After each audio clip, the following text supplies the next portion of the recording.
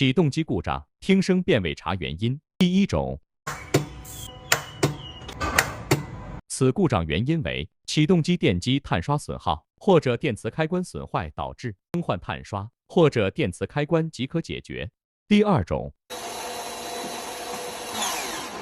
此故障原因为启动机内部波叉损坏导致，波叉断裂还会导致主动齿失去束缚，横向滑动。在车辆急转弯时，发动机发出打齿声，